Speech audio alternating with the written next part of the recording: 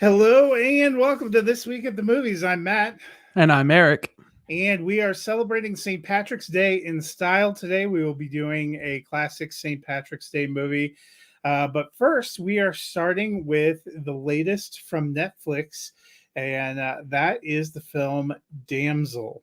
Which was kind of a bigger, a little bit of a more high profile release.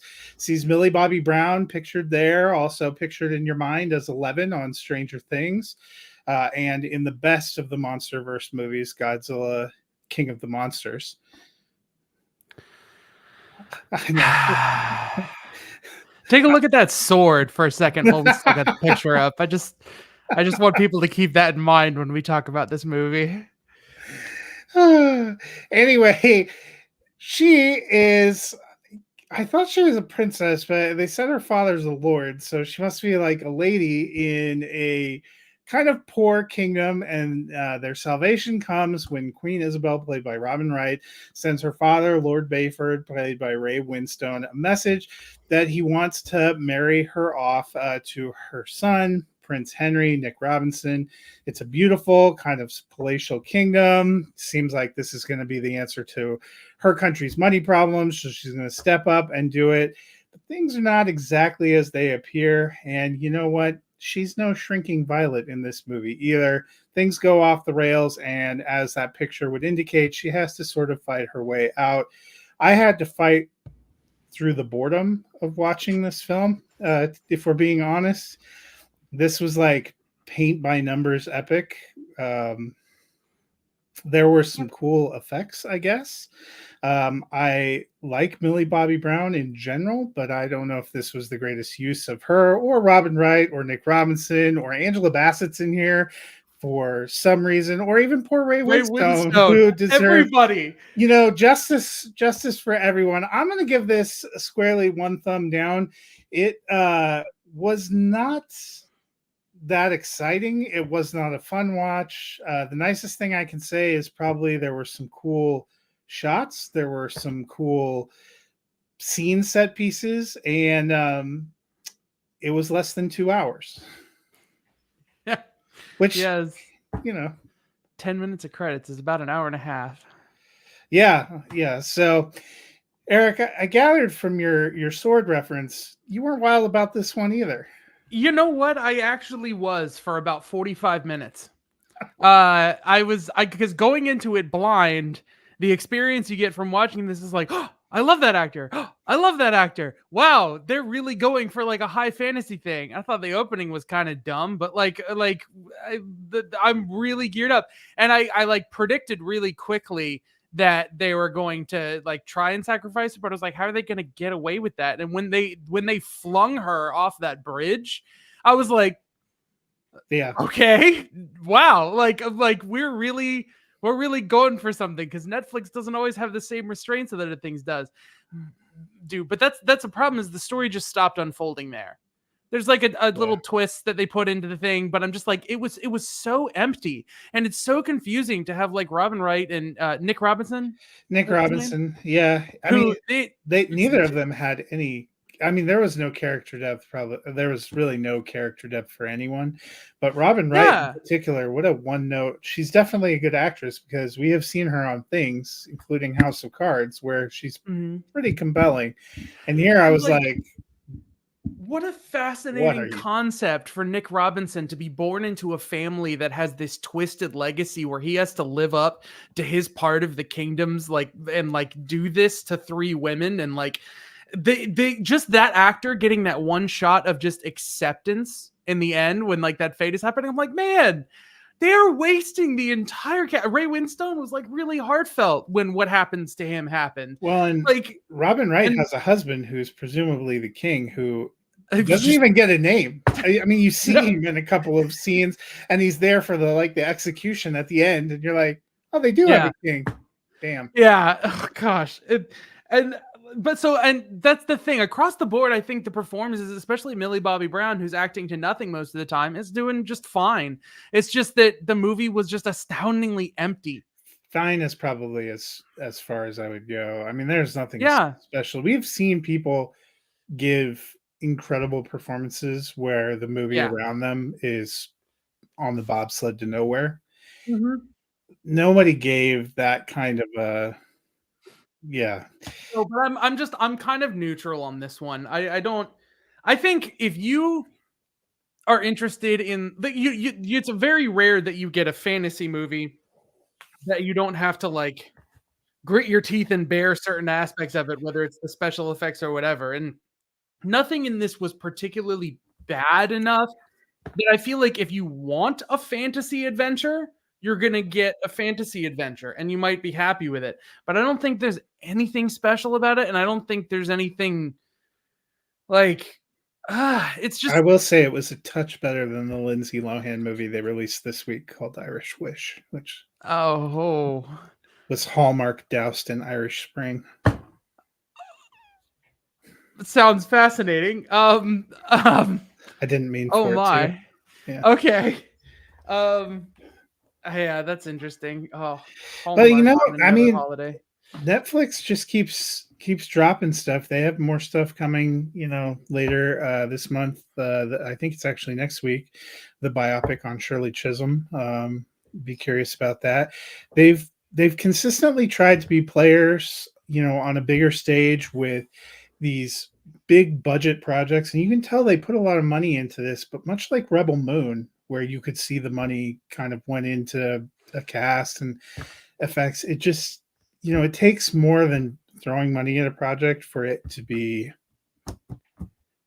good. Yep.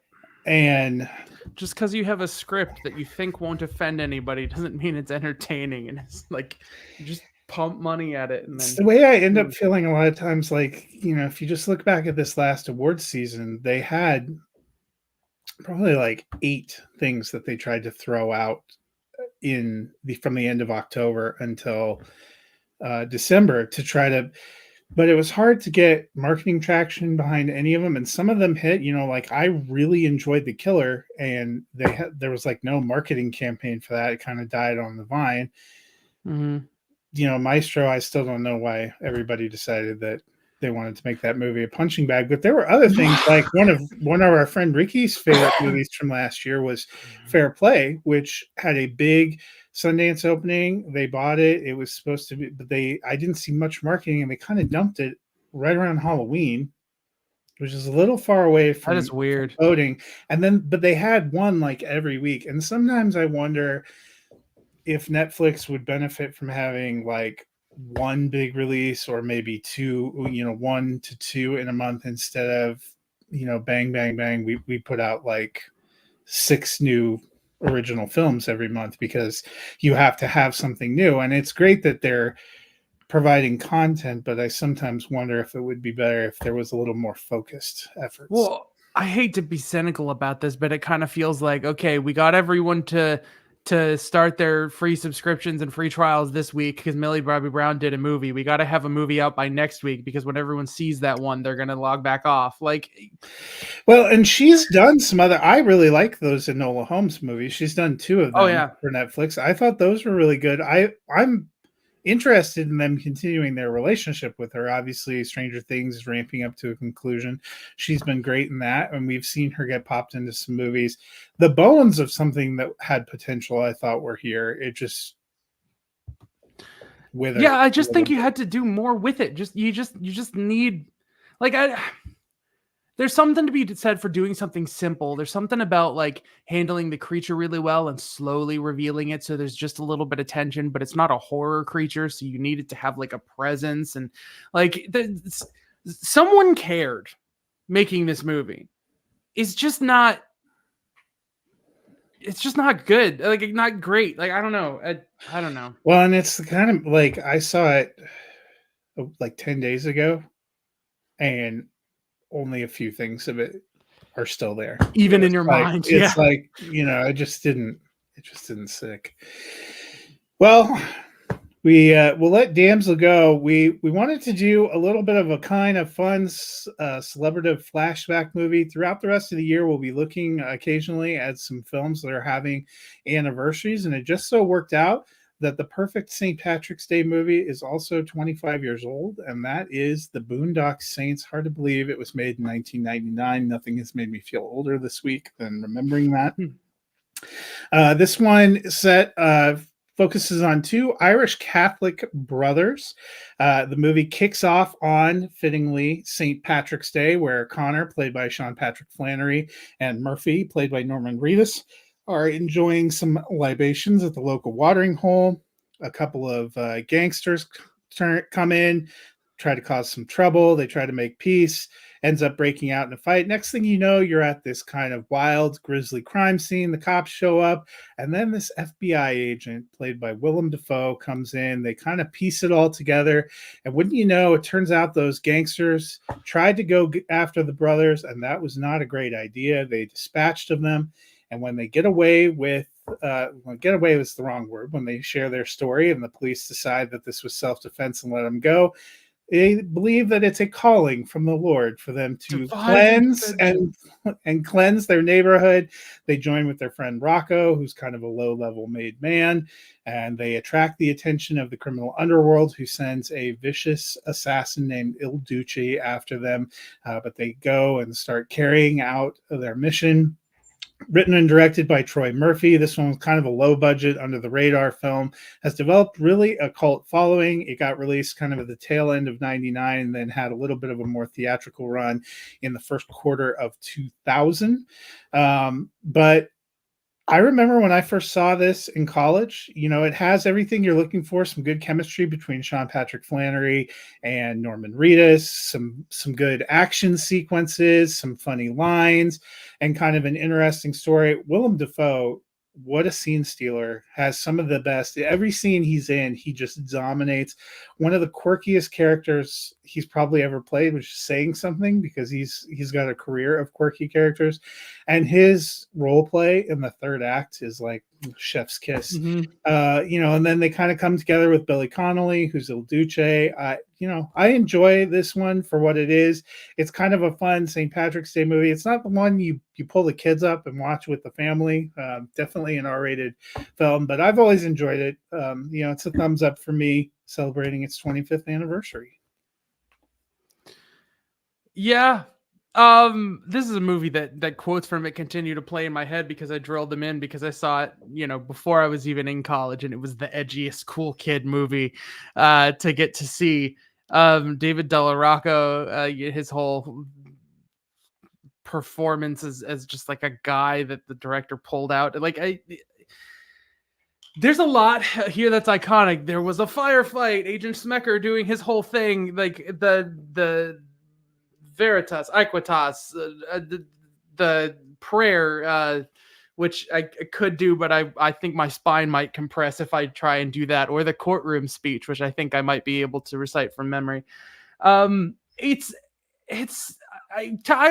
curious about one thing that nobody, like, every once in a while someone brings it up, and I just want to know.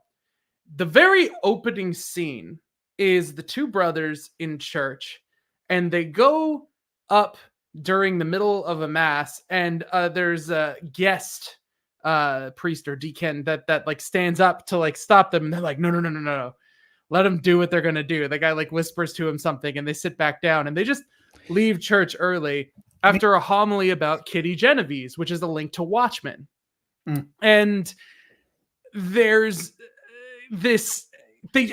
I can't tell if this scene is supposed to happen later in the movie after they're doing what they're doing. I think it shows that they're kind of revered in their neighborhood as just being good guys. I mean, they were revered the moment they came into the bar too, and just in general, I know they know the local bar guys, but like, it's so bizarre. It's just a weird, like, I don't know, maybe.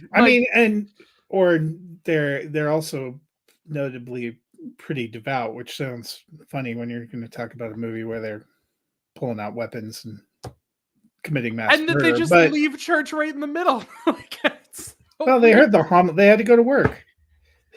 Sure, they had to go to work. Right. But it does kind of give you their outlook on life. I think if it was supposed to be after or at the end, there would have to be the third one. Yeah, I don't.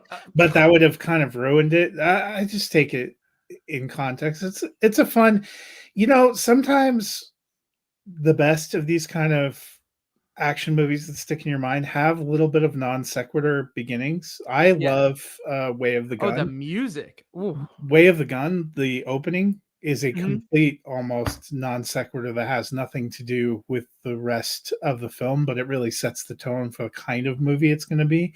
And I feel the same way about that opening with Boondock Saints. You just kind of have to roll with it that these guys, they believe they're on a mission from God, and those around them appreciate them, and hearing of that message and their reaction to it kind of sets the stage for what they think that mission is going to be. It all kind of plays together and comes together. Yeah. That is definitely one of the better scenes. But just Willem Dafoe and the way that he messes with the local cops, and the way that they're when they come on these crime scenes, they're trying to figure out what happened, and just some of the hilarious things that some of his line deliveries. Yeah, and I think there's some things about this, especially kind of like you said, Willem Dafoe in the third act. There are some things about the way that character is played where it touches on some stuff that could have easily aged poorly, but I don't think it did. And it fascinates me the way that that character sort of like recommits to themselves after catching themselves in the mirror, and like there's this whole arc that this agent goes on being on one side of the law and the other. And I don't know. I think he accidentally wrote such a strong movie for Willem Dafoe that I think that's the thing that holds up really strong for me over time. All the rest of the stuff, it becomes 25 years. You have the moral principles of the movie that are one way or the other. Agent Smecker is like, No. And so this movie obviously led to a sequel, Boondock Saints 2 All Saints Day, which is what a title. different. Came out in 2009, a decade later. Notably, no Willem Dafoe. You have pretty much the entire group back together, but they try to throw in Julie Benz to take the place for Willem Dafoe. This to me is not a movie that ever needed a sequel. And as I say that, they not only have a two, but there's been long talk of gestations that Troy Duffy's working on a third one. You know, I don't need another one. Actually, I don't mind the second one, but it is it says it's unnecessary. in pre-production. Boondock Saints 3 is in pre-production. But it's interesting because he's not really those are kind of the only things he's ever done. There, he's a credited writer on a movie called Guest House from 2020 that has some borderline horrendous reviews, and he's one of three credited writers. But really, it's just been these, and so I get kind of maybe if you just want to keep revisiting the world or keep getting stuff going, but I loved the first one. The second one, I was kind of excited to see it, and then Yeah, they kind of try to do a Godfather Part 2 type thing with it, and it just yeah, it was good, and mm, we'll leave it at that. But if you're looking for a little bit of action, this one is actually streaming on Peacock. So if you want to check it out, it is available to stream. I don't know if Boondock Saints 2 is available to stream, but the original is available to stream. I thought real quick before we get out of here, last week we weren't on because the 96th Oscars took place, and it was quite an evening of coronation for one Christopher Nolan and his little film Oppenheimer, which won 7 Academy Awards. Only 3 films for this year actually got more than one award. 7 for Oppenheimer, 4 for Poor Things, which I think some of those were a little bit of a surprise, and then 2 for The Zone of Interest. But I'll let you go first, Eric. What did you enjoy the show? Any big surprises for you? Uh not being as in tune with the rest of the award season as everybody else, I did not expect so much of a sweep for Oppenheimer. Again, when you're watching these shows, I feel like there's always this background noise that's going on of people who know out of out of opinion reasons why films are nominated and things like that, like part of this machine. So I was kind of like caught and like blindsided by like, wow, like Oppenheimer got way loaded. Poor Things got more than I thought. I think of Yorgos Lanthimos, and I'm like, this is the kind of dude who's so like on the verge of just genre films that I don't feel like this would normally ever get And they attention. just announced this week Emma Stone and him and a pretty loaded cast have a new movie coming out in June now too. They just launched June 21st. It's going to be, I can't remember. I'll look up the title. Well, I'll be in line for it, because it definitely deserves a lot of recognition for being something fascinating. I mean, I have my gripes with the movie, but all of my gripes with the movie are just my personal feelings about the subject matter. It has nothing to do with like the making of the movie. And so I completely am fine with it. I'm glad Divine won her supporting actress award. The one that like, I think the only one that irks me is that makeup one. I just feel like there's like, I don't know what happened to Maestro. I can't see how like everything shifted so hard. It's just strange. That's what I said. It's sort of, for lack of a better word, seemed to become the award season punching bag. So I wasn't shocked that it didn't win for makeup, but I was a little bummed. I thought Barbie would get at least a couple of, production kind of awards, and once Poor Things swept those three, you kind of knew, or at least I kind of suspected, that meant Emma Stone had gotten the edge over Lily Gladstone, because that was probably the closest thing to a toss-up we had going in. They had been splitting the awards leading up to that, and after winning at the SAGs, it seemed like Lily Gladstone was kind of a front runner, but in the end, 10 nominations, 0 wins for Killers of the Flower Moon, 7 nominations, 0 wins for Maestro, 0 wins for Past Lives. Kind of, I really enjoyed that movie, but I was excited Cord Jefferson won for American Fiction.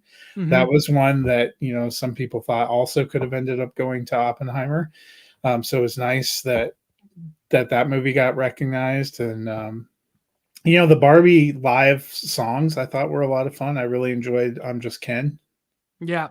Yeah, he rocked it. Again, it's starting to get a little weird how much of the success of Barbie is being culturally centered on Ken. But whatever, people are having fun with it. Like, so, and he did an outstanding job with that. So, yeah. So the new film is called Kinds of Kindness. Comes out June 21st. Yorgos Lanthimos directing. He co-wrote the film with somebody whose name I'm not even going to try to pronounce until we get to June. Stars Emma Stone, Margaret Qualley, Jesse Plemons, Hunter Schaffer, Willem Dafoe, Hong Chow, and Joe Alwyn. Mm-hmm. So, all right, cool. Be interesting. It's weird to think about, his kind of movie dropping like in the heart of summer. Yeah, but again, I'm telling you, this is going to be a wild year. Not me, but somebody can. Yeah. I had to see that trailer again today. Yeah. Don't get me started about trailers. I'm having a hard time processing the Crow trailer. That's a years long rant I could go on. I know that's another one of the anniversary films we'll be looking at. Speaking of June, when the FKA Twigs and Bill Skarsgård version drops, it looked like a real movie. John Wicky. Yeah. There's an amazing number of people that don't realize The Crow is a movie before, or the story around. Really? Yes. Oh. Well, it has been 30 years, and I don't know if that movie has remained as much in the cultural ether as others. And with the tragedy attached to it, a lot of people involved in the production don't talk about it. Like most Alex Proyas has talked about it is coming out to rag on the remake. So like so he Nick Pizzolatto'd himself. Yeah. I just think, just long story short, I just think it's a waste, especially in this age of A24 style genre horror like features. The concept of The Crow yields itself so well to that aesthetic that to keep pumping it out, like you've seen most of the installments now. You know that what they like everything about the And first actually, one that ironically, worked. I saw most of the installments before the first one. Yeah. When I started the first one, I'm like, I've seen this. No, I've never. So I love the I don't first know how one, that happened. but even that movie takes like these weird dives into action thriller territory, like it was like a studio note. And I don't know why they keep trying to pump this franchise as an action movie concept. It's like it's almost none of the DNA of what makes that concept fascinating of like a reanimated corpse out of tragedy is there. It looks kind of like Bill Skarsgård just woke up and was like, "Whoa, did I just die?" And then like picks up a shotgun. Like it's upsetting. It's very upsetting. You've made me more excited about the beginning of June. We're getting a lot of, you know, sneakily this year has a lot of either remakes or addition to genre pieces. We're getting in the. We said that about last year, but what stood out last year and what was very successful at theaters was kind of originality with Barbenheimer. And the things that were a lot of sequels and rehashes and stuff didn't do that well. And it's like, well, what did we learn from that? Well, these were already on the docket, but you're going back to the Planet of the Apes, you're going back to Mad Max, we're getting another version of The Omen, we're getting it's I'm sorry, the movie Tarot about tarot cards does not look substantially different than movies about Ouija boards. So, thanks for stop. We got Mean Girls over again already this year. Yeah. And they're making Garfield again as a summer blockbuster. Twister is back. And some of them I'm excited about. I'm excited to see Twisters. But it's like, what is going to be that original? I'm very curious to see.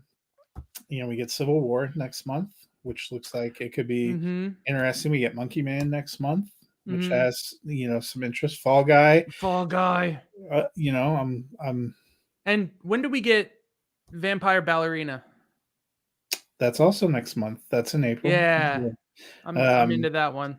It's named after. Is it Isabel? Is it Annabelle? Because that's what I keep. No, it's already been used, but it's not. Okay. Okay. No. Now. Good. So, well, that'll do it pretty much for this week. Unless you've had a couple weeks. Anything good that you've seen that you want to shout out to the people? Nope. So you're stuck with Damsel, guys. Yeah, pretty much. I'm looking forward to getting back into the theaters. I ended up going out of town for a little while, and so well, it'll be a good one. We will be back a day earlier because one of us is going with their wife on a trip and was told that they shouldn't broadcast from a hotel. So we will be going on Saturday next week with a little film, highly original. Never seen anything. No, just kidding. It is Ghostbusters Afterlife. Or not Afterlife. It's Frozen Empire. Frozen Empire. And I have to tell you, I'm still pumped for it. But I'm a little less excited seeing that Reitman only wrote it. I thought he was because the whole thing says from Jason Reitman, and I don't know, maybe it's the Reitman fan in me.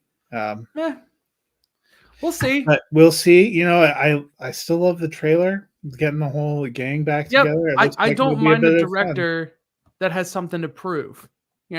That's not necessarily a bad thing. So we'll look at that, and we will give our rankings for the rest of the other 4 Ghostbusters films. And if you only acknowledge 3, I'm sorry, there are 4. Yeah. This will be the 5th. So we will have a fun discussion about that next week. Because you know what? Bustin' makes me feel good. Hey, look, I got you to laugh. Same. Well, that'll do it for us today. Until next week, we'll see you guys at the